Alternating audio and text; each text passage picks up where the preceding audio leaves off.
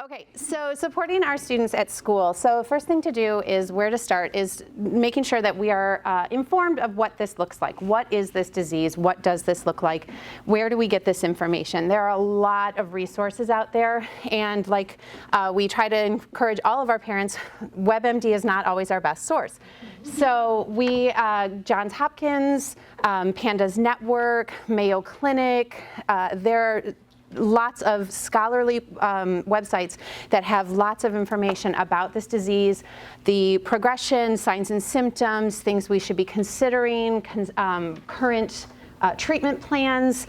So I encourage you to do a little homework, and like I said, just you can start with a Google search and try, institutes or universities, and you'll get some of those more scholarly, reputable reports. So you want to make sure that you're educating yourself about the disease. We also want to make sure, we did that part, that when we get kids into special ed or when we get kids new to our district, that we are doing a really good health history. And it means that we might have to ask some questions that either are uncomfortable or parents might think are prodding, but we want to know some of these answers. Ask about strep. Has your kid had frequent strep infections? Are they treated with antibiotics? When they get the antibiotics, does it work? Have you seen any changes from them? Ask about birth history. It's okay. It's your job as a nurse or a physician to ask those questions and make sure that we have that thorough health history, because that's where we're going to get some of those little red flags that say, I wonder if we should consider if something else is going on. So now that we have a diagnosis, we're going to jump a little bit. We have a diagnosis. Now what? So now we need to determine, is their health interfering with their academics? And it will. Sometimes it will, sometimes it won't. We want to consider a 504 plan. A 504 plan is going to be that medical plan that is going to give them accommodations while they're still in the gen ed setting. So they're not really getting any special ed services at this point, but they do still need some specific accommodations, things that are made available to them that the staff in the building is aware of.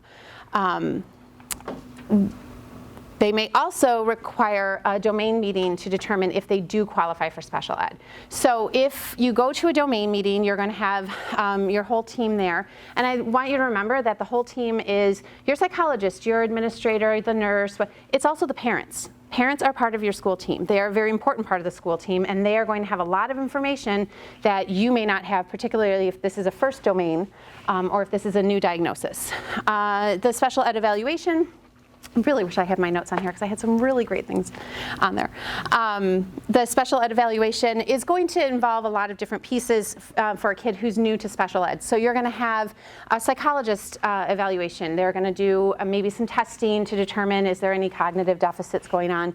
You're going to have that health history, which is a really important piece. You're going to maybe have a social work social history, and encourage your social worker, again, to ask those probing questions. What's going on? What kind of resources does the family have? What kind of resources does the family need? Your social worker is going to be your go-to sometimes for helping that parent decide, yeah, maybe we really do need some help navigating insurance, or maybe we really do need some help with some respite or something like that. So making sure that you're aware of what the family has access to and what they might need. So then when we get into the evaluation, full fair assessment of the domains, including, and we just talked about all these pieces, their health. And this really needs to be done by a doctor, an MD, a DO, or an RN. Those are the only people that are qualified to do the health history for the medical review and a domain. Your social developmental evaluation, again, back to that social worker piece, making sure that they're asking all the right questions, and you're going to communicate with that social worker and say, hey, you know what, when I was talking to mom, I found out this, and then the social worker shares, oh yeah, mom told me this, so sharing those notes, making sure that you are really working as a team. And then also consider, are there other things that this student needs? Do they need speech and language? Are they starting to have some sensory concerns? Do we need to involve OT in this? Can OT help us come up with some calming strategies for this kid while they're in school? So you need to really consider the whole picture of what the team should look like. And also remember that your IEP, when you form an IEP, is not rock solid. I mean, it's not it's not law. You can change it. You can amend it. So if the student changes, if their progression of their disease changes, their symptoms change, you can go back and change things. You might have a student who, when you write that first IEP, is kind of doing okay. They're starting to fall a little behind in reading, and 6 months later, now you've got a kid who can't even really get on the bus. So those reading goals, not important.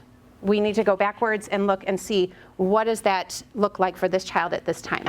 How soon is the onset of this after the strep infection? Do you see the symptoms or the clinical manifestations? So that's going to be a great question for some of our medical professionals when they jump in, because usually by the time the kids are in my realm, they've had the diagnosis and they're moving forward with that. So something else to consider is homebound instruction or hospital instruction. These do not require a 504 or an IEP per the state guidelines. So you can go to ISB, and I'm sorry, it says ISE, it should be ISB, my mistake on that one. You can go to ISB and find those checklists, those guidelines for what qualifies for homebound or hospital instruction. Because you might have a student who just needs to be in the hospital for a while for some treatments or some care, that they still can work on their homework. They can still work on their schooling and so forth. So, you may be the person that goes to the administrator and says, the school nurse may be the person that says, hey, you know what? Jimmy's been out of school for 10 days now, or we think he's going to be out of school for 10 days. We really need to set up some homebound instruction for him so that he can continue making progress on his academic goals. So communication between school and home. One of the most important things that is going to be helpful, and that teachers, particularly my teachers in my classroom, can wrap their heads around, is the data piece. The teachers are really, really good, especially teachers in special ed. I don't know how many of you work with special ed teachers. They love data. Really love data. They're like, we've got time on task graphs, and we've got all these different things, and I'm like, okay, doesn't mean anything to me, but to them it really does. And to a parent or to a physician, it really can be helpful. So consider what kind of data we might be able to collect for these parents that they can take back to their doctors, their therapists, their physician, their treatment plans, and decide, is this treatment plan that we're on, is this working? Do we need to change something, or is there something else that we need to implement? Also important for the school nurse, particularly, I find administrators sometimes just forget about this piece, is that release of information. Social workers are pretty good on this one too. When you have parents at your IEP meeting, particularly at the domain, and they're there and they've got to sign papers anyways, have that release of information available. Have it ready to go. They may have already told you who the doctor is and you've already got it pre-filled out, and if they don't, you fill it out there. But if you have that release of information, and then every year on their IEP date you're re-signing that, you have that release of information for the whole year. You can talk to the doctors, you can share the data that you're collecting. And then also behavior intervention plans. Something else to consider if a student is, particularly if they're having some aggression with their symptoms, behavior intervention plans are something to consider, and they may need to be explained to parents. A parent may not know what a behavior intervention plan is. So somebody, whether it's the social worker, the teacher, the psychologist, is going to need to explain to the parents, why do we need this? What does this mean? How is this going to affect my student while they're in school? And then the whole team needs to be involved in planning that intervention plan and making sure that it's appropriate for that student. So the IHP needs to consider the student across their entire day. So not just what they look like in the classroom, but also what do they, how is this going to affect them in PE? What do they look like at lunch and recess? How do they get to school? Do they take a bus to school? Do we need to make sure that that bus driver is informed of what's going on with this kid? Yes, there are some confidentiality pieces. You talk to the parents and say, we would like to let Mr. Jim, the bus driver, know that your son or daughter has this health concern, so that they can be aware of what to do. Mom and dad are probably going to say, that's fine. I've very rarely heard a parent say, no, please don't tell anybody that this is going on. They want their children to be protected and taken care of throughout their day. So field trips. How is this kid going to go on a field trip? Does mom and dad have to go? Is there some provision for a classroom aide that goes with them to make sure that they have access to that if it fits in with their day? Medications. Your medications may change frequently. They may be on pain medications. They may be on antibiotics. Again, those med authorization forms. Make sure you have those available to parents. Tell parents where to find them on your website so that if they go to the doctor and the doctor says, you know what, we're going to change this up, it might trigger in mom's head, oh wait, I can go to the website right now, print and click that form, and you guys can print it, sign it, and I can take it to school tomorrow. So you're decreasing that delay of that child receiving those services at school. So just making sure that they're educated on where those things are and why they need them. And then get to know the student. Spend some time when you do have a student, particularly a student who maybe is new to the diagnosis, spend some time in their classroom. Go down 5 minutes, 10 minutes, go observe them at recess, kind of get to see what they look like. Know what they look like. You know, we were taught this in nursing school. Know what they look like when they're healthy so that you know what they look like when they're sick. So you may be able to pick up on some small changes that maybe the teacher hasn't recognized yet, or you may have a question for the teacher and you say, oh, has he been doing this recently? And the teacher's like, now that you mention it, yes, we've seen this several times, the last 3 days. Okay, so maybe that's something new that we need to make sure parents are aware of. Also, calming strategies. Talk to your parents, talk to your OTs, find some new strategies for these kids. Sometimes they'll have a strategy that's working and then all of a sudden, 2 weeks later, this strategy is not working and in fact it upsets them and sends them the other direction. So continuously working with your team, trying to come up with what is going to work for this student, how are we going to make their day successful? Dietary restrictions. Some of these kids are going to be on dietary restrictions either imposed by their physician or imposed with their parents. Their parents have decided we're going to try this, we're going to eliminate certain things from their diet. So you want to make sure that alternatives are available for them. Also, parents may want to send some things so that there's extras. Where are we going to keep those? Are we keeping those in the nurse's office? Do we keep those in the classroom? When is this child going to have access to snacks or some of these alternatives that they may need? Frequent breaks. A lot of these kids are going to need some frequent breaks. They may not even know they need frequent breaks. So who's going to determine that? Is the child able to say, I need a break, I'm going to go to the calming corner or wherever your facility has set up for them? Or is there someone in the classroom, a teacher, an aide, someone else who's going to say, you know what, you kind of look like you might need a break, let's go take a walk.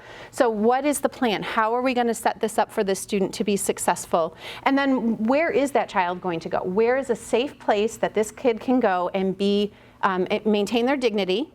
Because their break they may be needing a break because maybe they're having a lot of tics going on right now and they're moving in jerky ways that are embarrassing and uncomfortable for them. Maybe they are really feeling some aggression. Maybe their OCD is just really, really heightened and they need somewhere private where they can go and work through this without having all their classmates staring at them trying to figure out what is going on with this kid.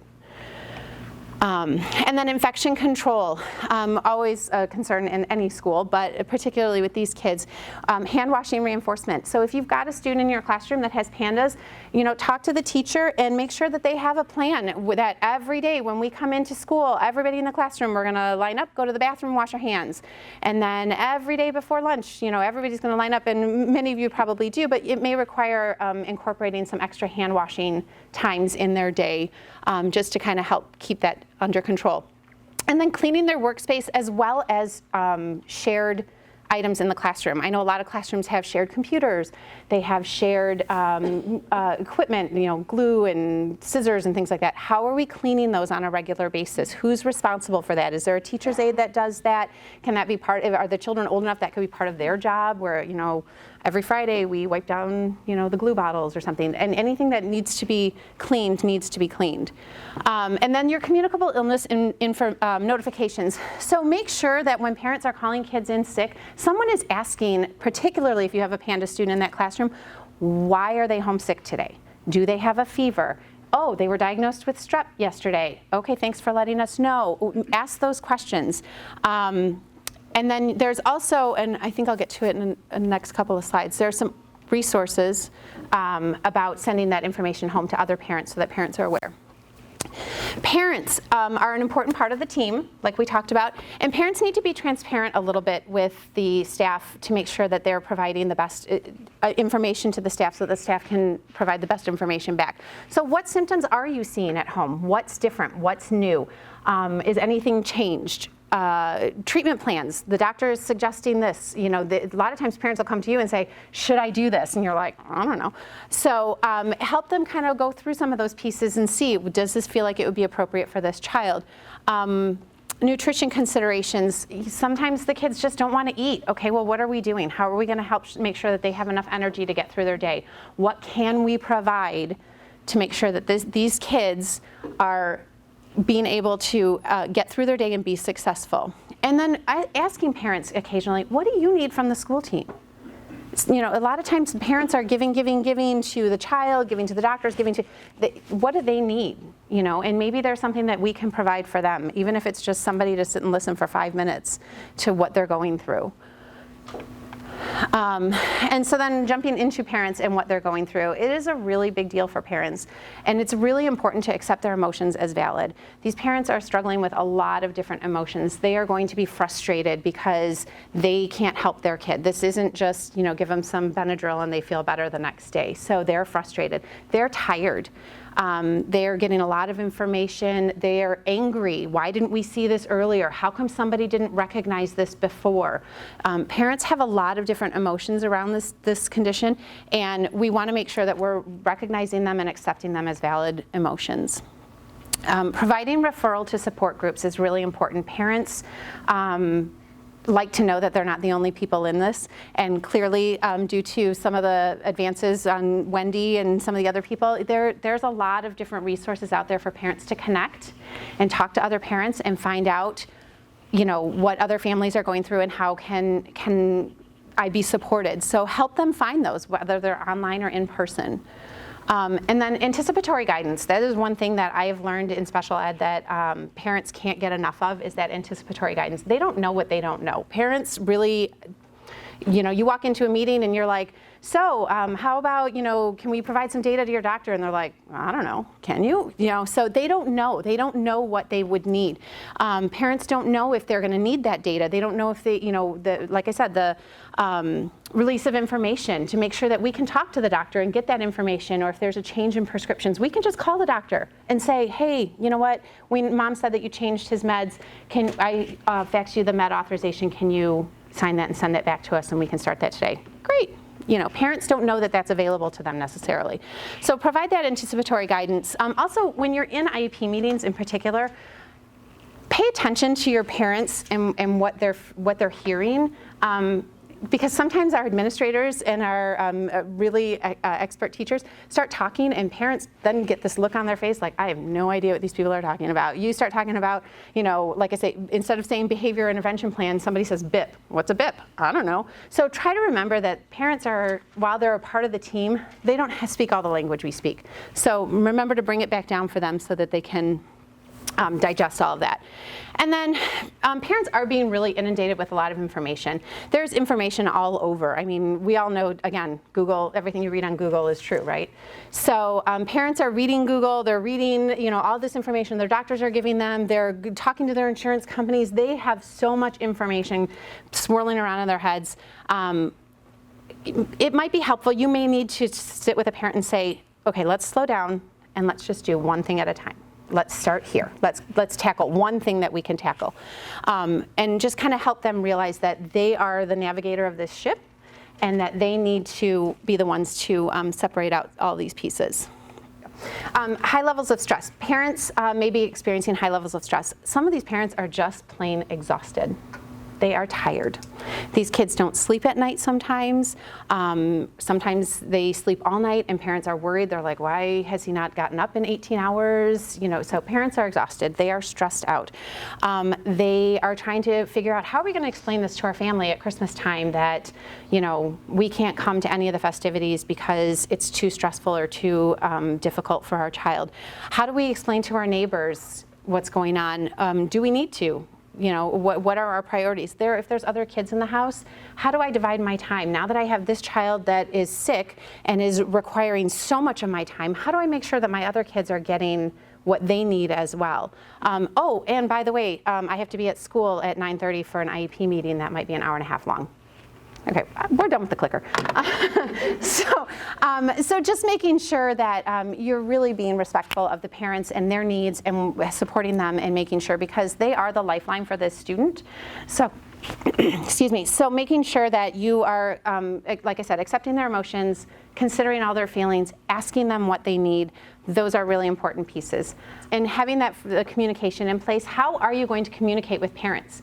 So are you going to be, are parents comfortable with email communication back and forth to say, you know, their student had a good day? Do they have a notebook that they have in their, there we go. Do they have a notebook that they want to keep in the child's backpack so that the teacher can write, you know, what was going on at school today, if there was an issue, a situation?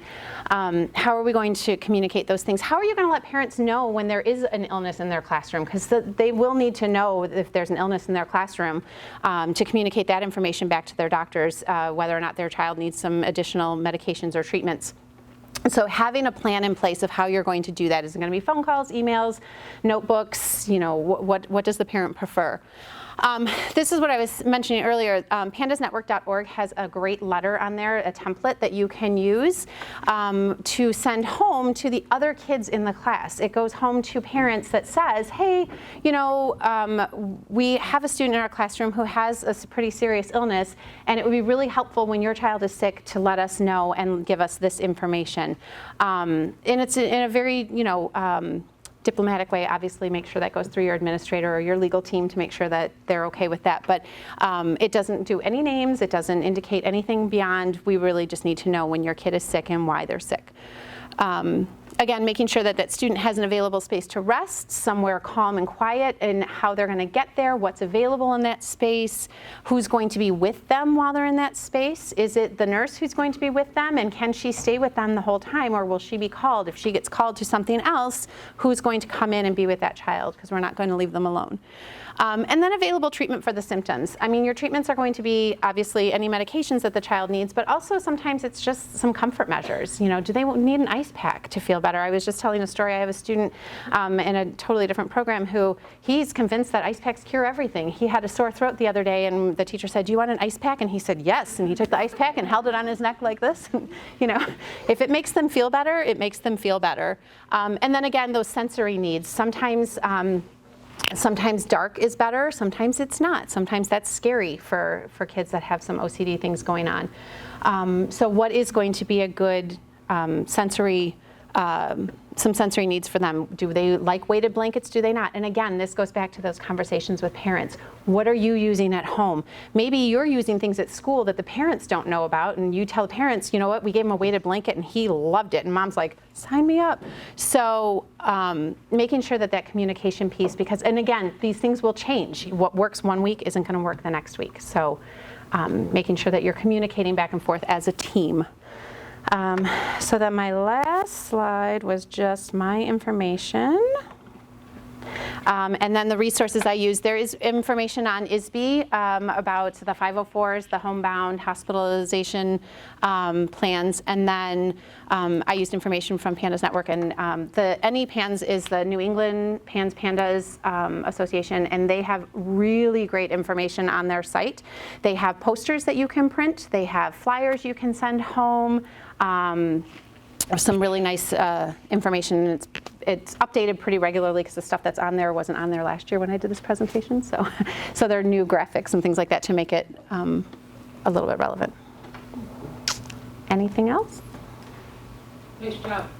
Thank you. Sorry about all of the little clicky. Clearly I'm not a clicky master, so.